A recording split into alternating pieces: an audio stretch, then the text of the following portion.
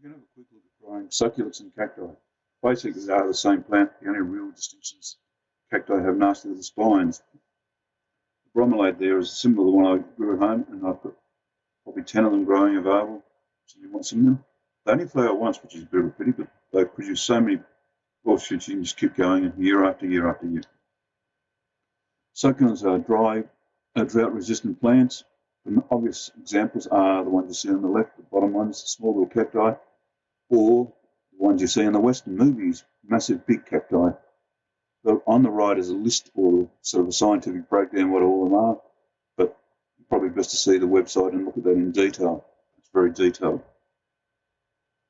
These are some pretty ones to show you what they can look like. I've seen some of the ones on the right, but not as many of the ones on the left. The Echeveria is one we're growing. We have about 10 of them already. They're pretty much indestructible. I've potted up a couple more if anybody else wants any of them. This is proper advice on how to do succulents. We basically just rip off a leaf or two and just plant them, and that seems to work well. The proper advice is take a leaf that's fallen or gently remove it. Put the leaf on a towel to dry it out. You can actually use growing medium or growing gel to help them grow. Put it on the top of soil. We'll just shove it in. Give it a little bit of water, filtered sunlight, which means less than too strong. And when it gets to a certain height, take away the original bit that it started from and perhaps repot it.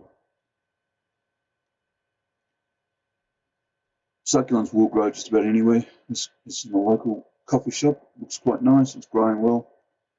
They need a plant, or they need a pot or a container that has a good-sized hole in the bottom so the water will get out. They don't like being too wet. Just use standard potting mix. Don't use the terracotta ones. Use the cacti mix for the specific cacti. Don't use too big a pot because they don't like too much space for some reason. Water them occasionally, but not much. But don't let them dry out. A little bit of fertilizer doesn't hurt.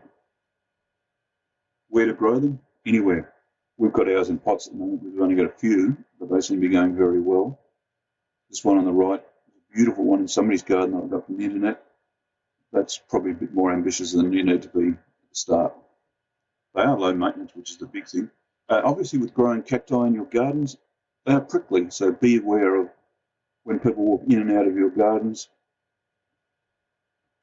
These are some common ones. As I said before, the cacti are the one that are spines. The first one is aloe vera. Grows well. It's a bit spiky, but not spine. So it makes a great hand lotion. Echeveria plant is one we've got at home, and I said we've got plenty of spares if you want some of them. The jade plant is a beautiful green plant, nice for the gardens, nice for offices and that sort of stuff. Reasonably sturdy, grows easily. The pincushion cacti, like this one's, are quite small, but they can grow to massive sizes as well. Just be careful when you're using them because they really do sting. There are little fuzzy spikes there that will hurt. Snake plant, good one for the office because it's pretty much indestructible and will grow to a reasonable size without too much attention.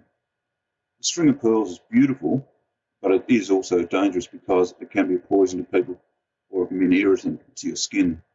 Whether you want to grow that one is your choice. Now, I've got a few websites there for you to follow up in detail. Now, we've got a lot of time on our hands with the closed lockdown and just for a bit of fun.